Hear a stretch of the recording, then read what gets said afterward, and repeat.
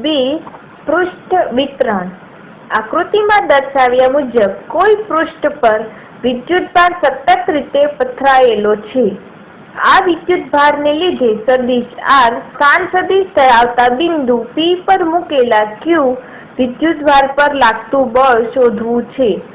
અહીં પૃષ્ઠ પર સતત વિતરિત થયેલા વિદ્યુતભારની પૃષ્ઠ ઘનતા સિગ્મા સદિશ R' છે.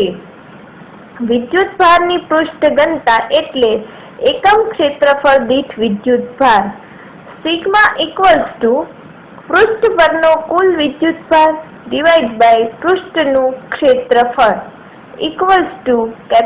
Q/A.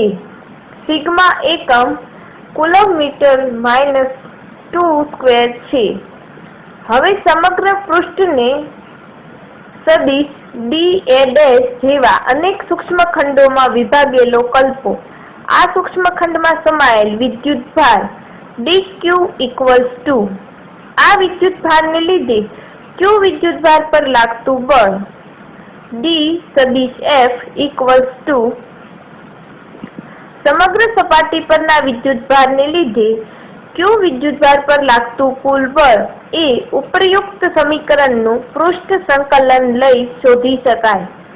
સમીકરણ 1 અને 2 પરથી સદિશ F જો બિંદુ P આગળ આવેલ વિદ્યુતભાર અતિ સૂક્ષ્મ હોય તો તે બિંદુ આગળ વિદ્યુત ક્ષેત્રની તીવ્રતા સદિશ E